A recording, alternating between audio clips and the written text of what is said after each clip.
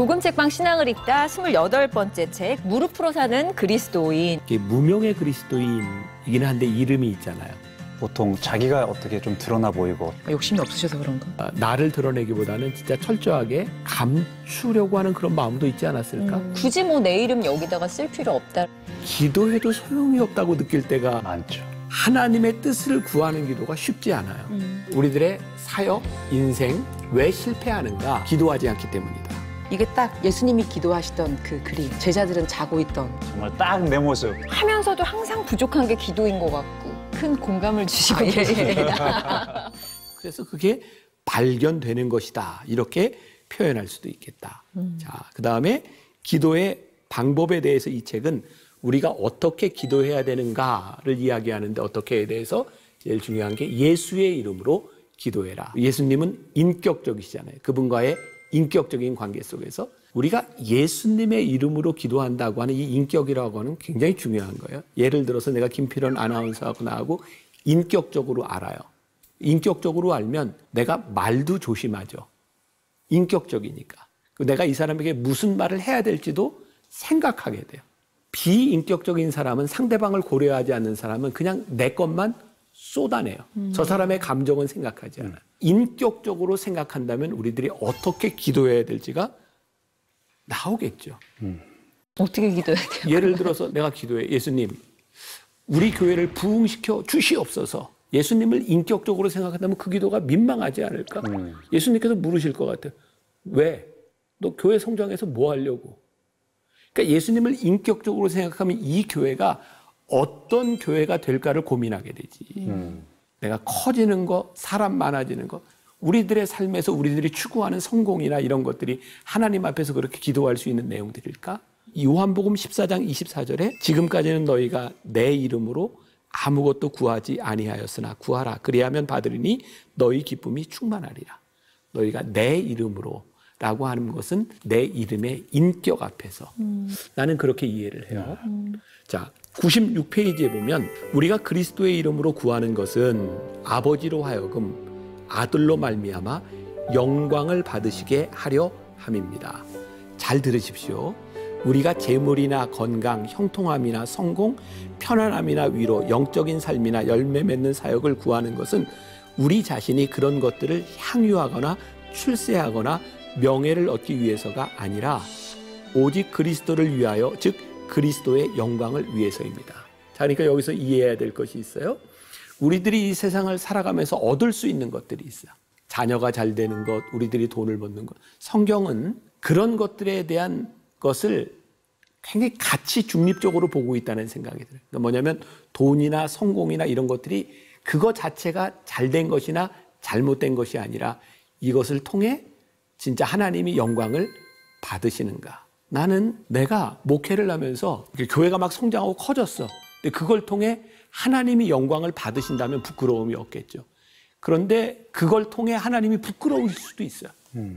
영화배우로서 내가 소위 세상에서 얘기하는 성공하는 것을 통해서 하나님이 야 진짜 영광을 받으셔. 오케이. 그런데 그것 때문에 하나님이 부끄러우셔. 그러니까 중립적인 가치인데 이것이 하나님의 영광을 위해 쓰여지고 있는가? 그렇지 않은가? 하나님의 뜻이 무엇인지를 하나님의 관점에서 보기 시작하는 것. 좀 중요한 부분이겠다라는 생각이 들고, 그리스도의 이름으로 그리스도의 뜻을 따라 이렇게 우리들이 기도한다고 할 때 이 책에서 한 3가지를 이야기하고 있는데 다음과 같은 것을 좀 기억했으면 좋겠다. 우리가 하나님의 뜻을 알고자 한다고 하는 것이 진짜 우리들의 행동하고 연결되는가? 기도는 그런 것 같아. 내가 하나님의 뜻대로 뜻을 알기를 원합니다. 이건 진짜 거짓말이야.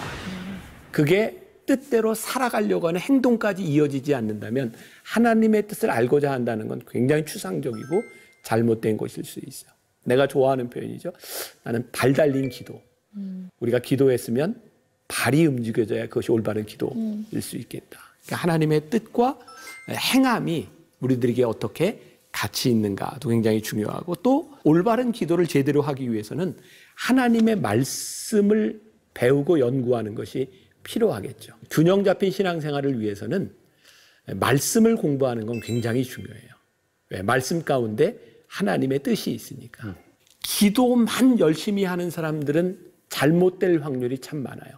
처음에는 순수하게 기도할지 모르지만 하나님의 뜻을 분별하지 못하는 기도들은 결국 자기의 욕심과 자기의 정욕으로 빠지기 쉽죠. 그래서 오늘 이 방송을 보는 분들도 기도와 더불어 말씀을 제대로 배워야 기도가 균형 잡힐 수 있다. 그 다음에 기도를 돕는 최고의 조력자는 성령님이시다라고 하는 거. 성경에 이것도 우리 상식이죠. 성령의 역사를 보여주는 건 사도행전이고 성령이 어떤 분이신지를 설명해 주는 건 요한복음에 있어요. 요한복음의 가장 유명한 말씀 가운데 하나가 보혜사 성령이라는 표현이죠. 우리를 돕는 영. 그러니까 우리들이 기도할 때 성령님의 도우심을 구하고 기도하는 것은 굉장히 중요하다. 또 이 책에서 기도의 주체에 대해서 누가 기도할 수 있는가라고 이야기하는데 누가 기도해요? 하나님의 자녀에 대한 특권을 가지고 있는 사람. 그러니까 197페이지에 보면 이런 말이 있어요. 기도는 자녀의 특권입니다. 오직 하나님의 자녀들만이 하늘에 계신 아버지 하나님이 그를 사랑하는 자들을 위해 준비해 두신 것들을 달라고 할 수 있습니다. 기도의 주체는 하나님께서 나를 자녀 삼아 주시고 나를 택하여 주셨다는 믿음의 특권을 가진 사람이 하는 거죠. 아멘. 베드로전서 2장 9절인가요? 유명한 구절이 있죠.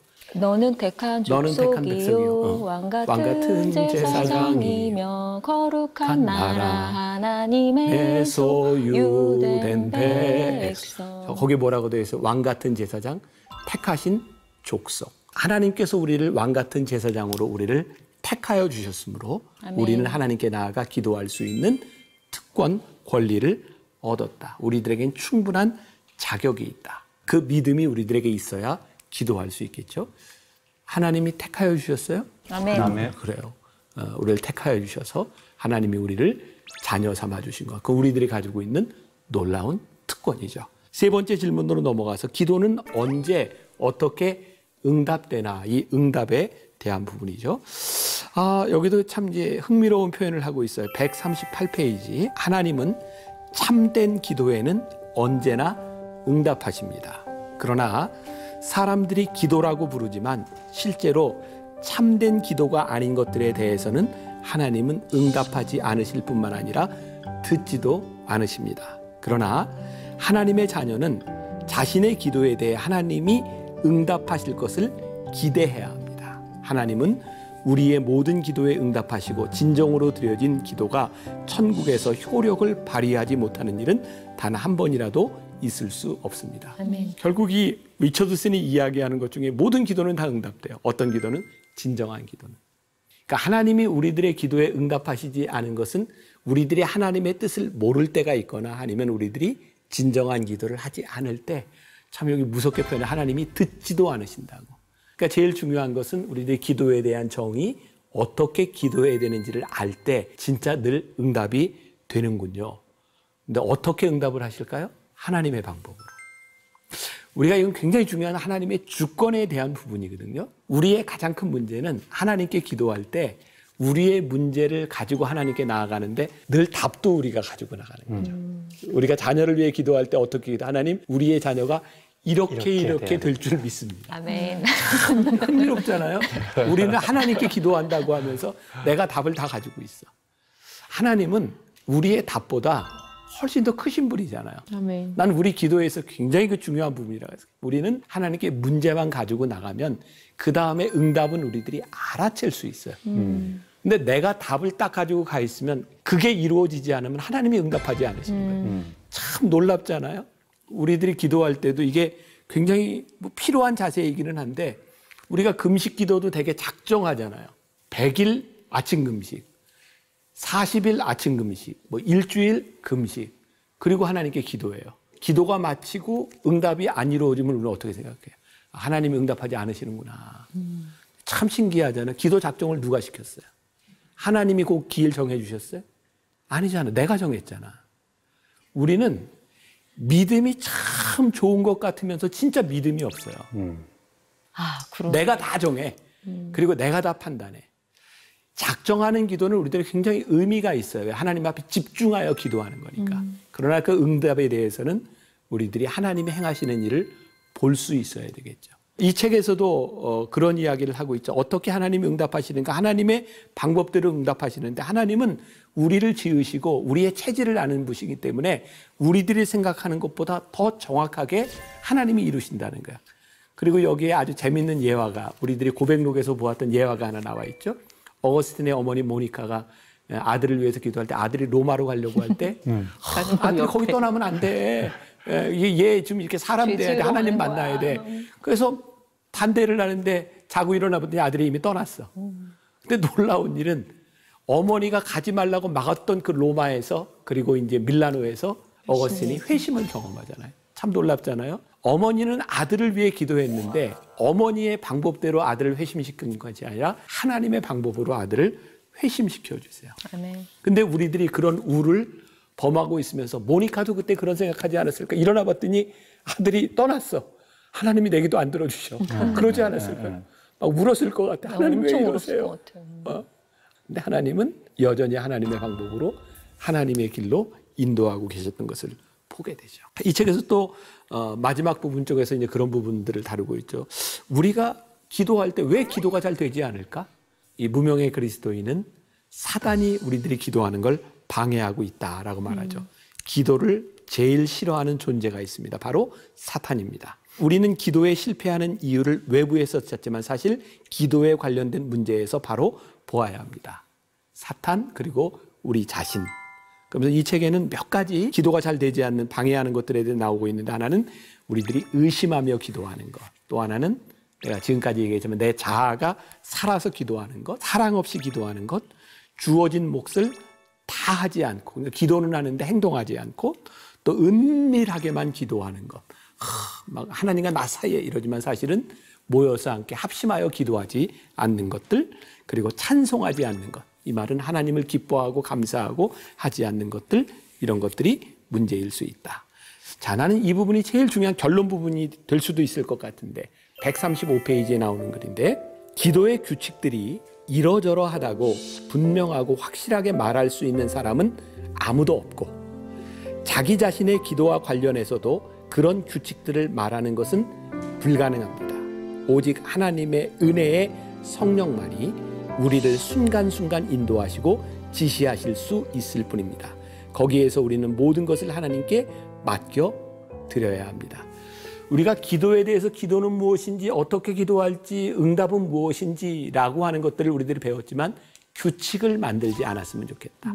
하나님께서 일하시고 하나님이 역사하시는 것은 우리들이 만들어 놓은 규칙보다 훨씬 더 크고 광대하신 분이니까 우리는 기도를 통해서 사실은 하나님을 알아가는 것이 훨씬 더 중요한 일이지 우리가 만들어 놓은 규칙들이 이루어지는 것을 기도라고 착각하지 않았으면 좋겠다. 나는 미국에서 유학하고 공부할 때 그냥 꿈이 있었어요. 나는 공부를 마치고 한국 가면 이런 목회를 해야지. 그러면서 그때 내 생각에는 교인이 출석 성도가 한 3,000명쯤 되면 나는 내가 하고 싶은 내 목회에 이루고 싶은 꿈을 이룰 수 있을 것 같아. 그게 이제 내가 생각하는 내 목회였어요. 근데 내가 만나교회 담임 목사가 딱 되고 1년이 채 되지 않아서 교인 출석이 3,000명이 넘어갔어요. 그때 내 속에 굉장히 이렇게 공황이 왔어요. 병적으로 공황이 아니라 이거 내가 이제 앞으로 어떻게 기도해야 되지? 그때는 우리 아버님이 살아계셨을 때인데 아버지한테 가서 아버지 저는 이런 목회를 꿈꿨는데요. 저 지금 어떡하죠? 우리 아버님이 돌아가신 아버님이 한마디를 했어. 야, 네 그릇을 왜 네가 결정해? 하나님이 결정하셔야지. 아멘. 그게 나에게 굉장히 인상적이었어요. 나는 내가 가지고 있는 꿈이 하나님의 꿈이라고 생각하고 내가 하고 싶은 일이 이런 일이라고 생각했는데 야, 그게 진짜 내 꿈이었구나. 그러니까 하나님이 일하시는 분, 이건 단순히 뭐 성공, 사이즈 이런 걸 이야기하는 것이 아니라 하나님은 나를 3,000명 교인이 아니라 30명의 교인을 놓고도 하나님이 일하실 수 있는 분이고 3만 명의 교인을 놓고도 일하실 수 있는 분이고 자, 이건 내가 목사니까 이런 예를 드는 거예요.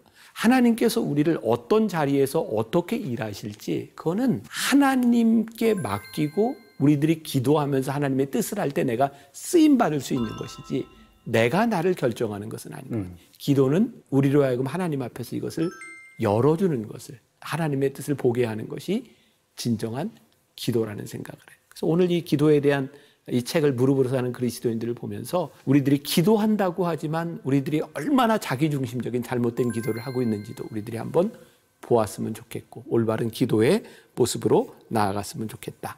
이 책 40페이지에 고든이라고 하는 사람이 한 말이 있어요.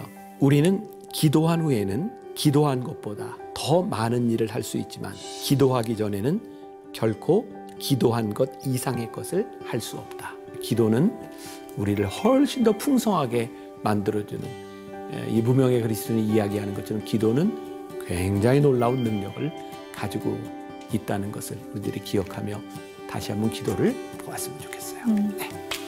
감사합니다.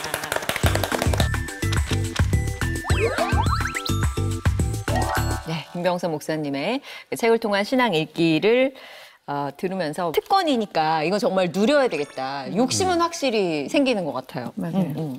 기도에 대한 책을 읽었으니까 책은 물론 잘 읽었겠지만 좀 점검을 좀 해보려고 해요. 네, 기도에 관한 몇 가지 부분들 이야기하려고 하는데 솔직하게 대답을 잘 하는 게 좋을 거예요.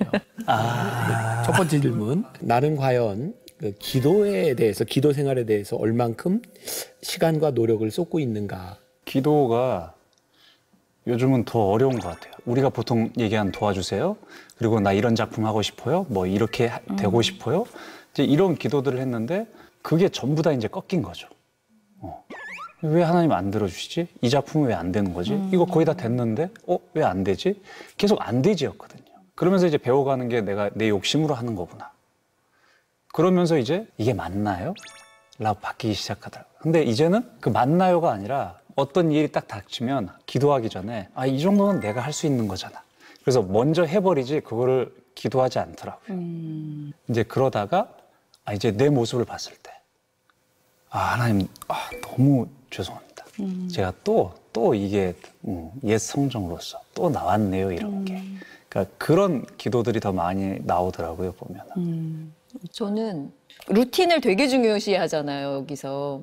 무조건 기도해야 된다. 기도 안 될 때 기도해야 되고, 기도해야 되고, 기도해야 되고. 그래서 제가 시간을 정해놓고, 요즘에 이제 저희 아버지 병환 때문에 언니랑 형부랑 시간을 정해놓고, 언니 나는 아침 7시에 할 거야. 알람을 해놓고, 너무 피곤하면 자다가도 갑자기 침대에서 이렇게 무릎 꿇고, 기도하고 다시 스르르 잠이 들지언정. 어쨌든 그 시간 정해놓고, 해보기도 하고 이제 애는 써보고 있는 것 같아요. 예. 정답은 없는데 기도는 그런 것 같아요. 내가 기도에 훈련이 될 때까지 이렇게 루틴을 만드는 건 굉장히 중요한 것 같고 또 하나 내가 물을게요. 우리들이 기도를 하는 데 있어서 제일 큰 방해 요소가 있다면 어떤 게 우리로 하여금 기도하는데 방해 요소가 될까? 피로감? 근데 너무 졸려요, 진짜. 어떻게 해야 되지? 뭐.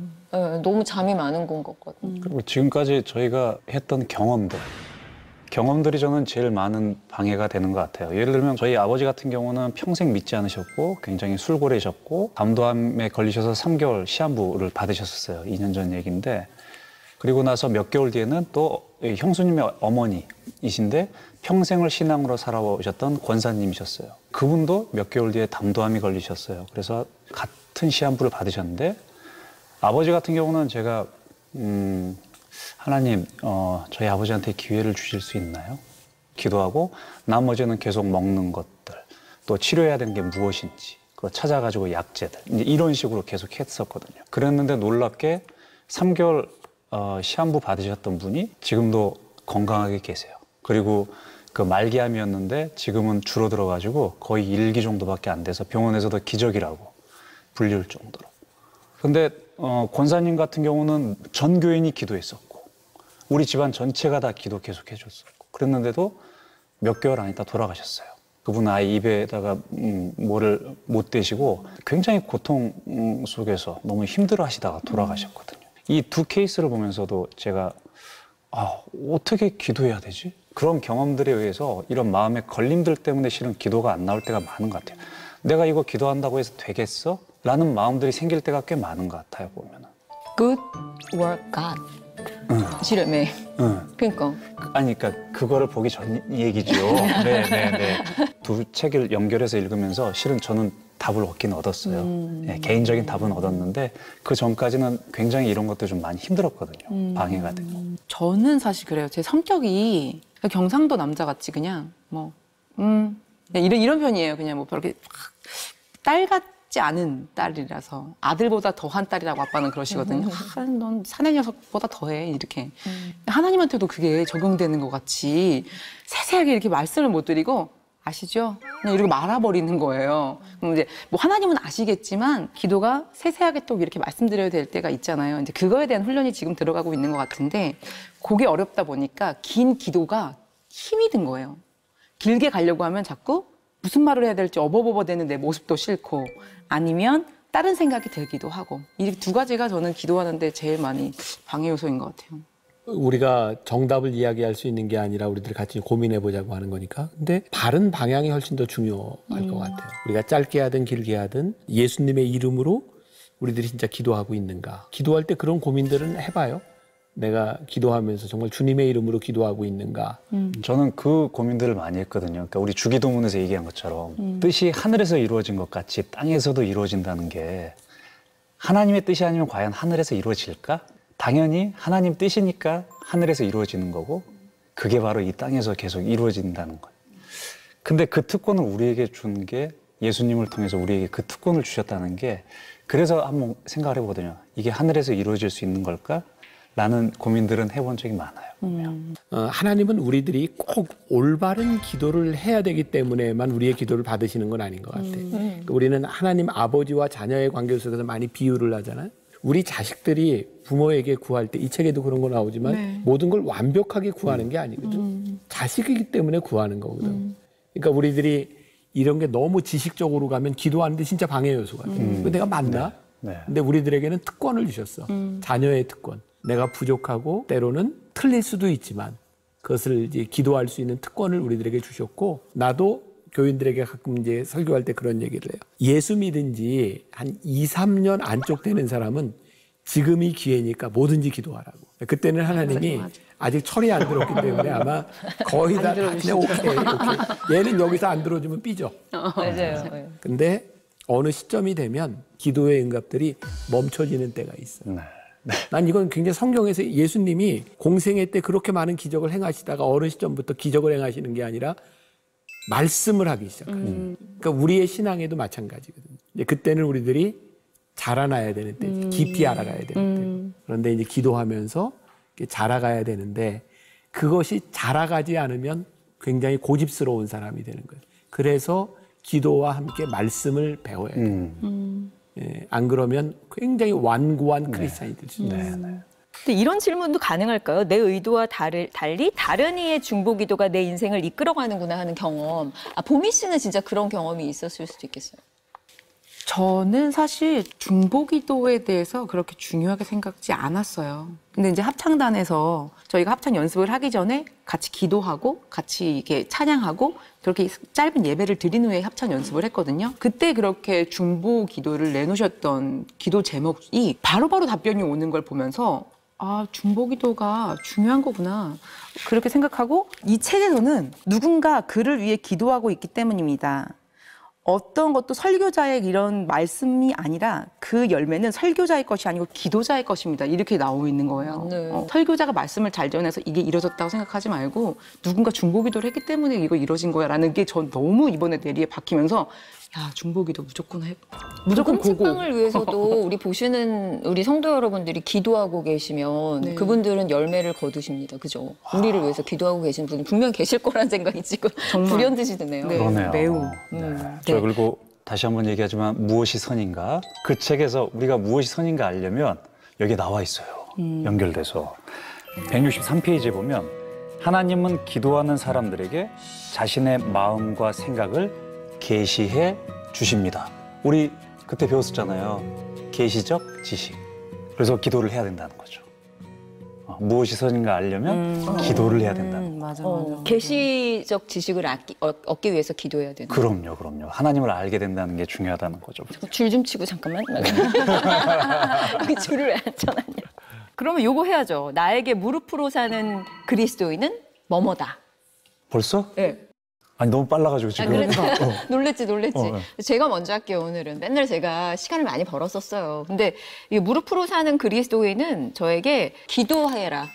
일어나, 너는 기도하라고 내가 너를 살려둔 거야. 네 무릎 내 거야. 이렇게 얘기해 주신 하나님의 명령이다. 네, 저는 무릎으로 사는 그리스도인은 목이 곧고 이 무릎도 이게 서서 있는 사람을 무릎 꿇게 만드는 책이다. 그냥 기도 방석이다. 네, 기도 방석. 방석이다. 네, 이거 책 읽고선 더 이상의 뭐가 있을까요? 네, 기도하게 하시는 하나님의 명령. 네, 정말 그건 것 같아요.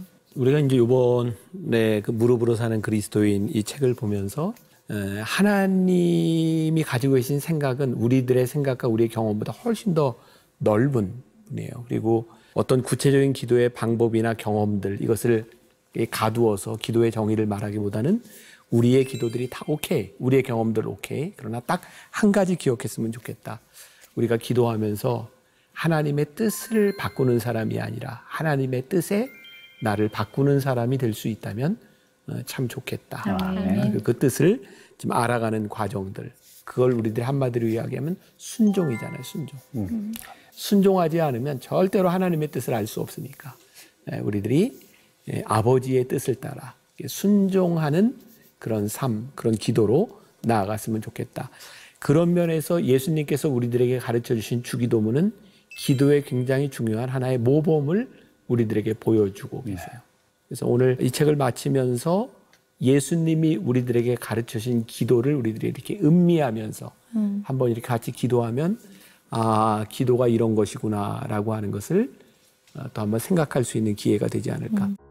하늘에 계신 우리 아버지여, 이름이 거룩히 여김을 받으시오며 나라가 임하옵시며 뜻이 하늘에서 이루어진 것 같이 땅에서도 이루어지이다. 오늘날 우리에게 일용할 양식을 주옵시고 우리가 우리에게 죄 지은 자를 사하여 준 것 같이 우리의 죄를 사하여 주옵시고 우리를 시험에 들게 하지 마옵시고 다만 악에서 구하옵소서. 대개의 나라와 권세와 영광이 아버지께 영원히 있사옵나이다. 아멘. 자, 오늘도 이 책의 두께만큼 우리의 신앙의 깊이도 더 깊어졌을 거라고 믿으면서 또 인사를 드리겠습니다. 저희는 다음 주에 오겠습니다. 여러분 수고하셨습니다. 고맙습니다. 네, 감사합니다. 2021년 사는 여러분들에게 강력하게 추천하고 싶은 필독서입니다. 선에 갇힌 인간, 선 밖의 예수. 스캇 솔주도 선 안에 있어요. 맞아요. 이분법적으로 이렇게 돼 있는 것이 많이 있어요. 딱 선을 거는 순간 본질적인 것들을 잃어버릴 때가 있죠. 자신이 권리를 지키는 일보다 예수님의 사명에 동참하는 일에 더 관심을 쏟고 있는지 살펴야 한다. 에선 좀 말끔하게 좀 답이 되는 그런 부분들도 있었어요. 이거 아니면 저거가 답이었던 걸라고 생각을 했던 건데 그것도 답인 거군요. 우리가 하산할 때가 됐어요. 귀여워.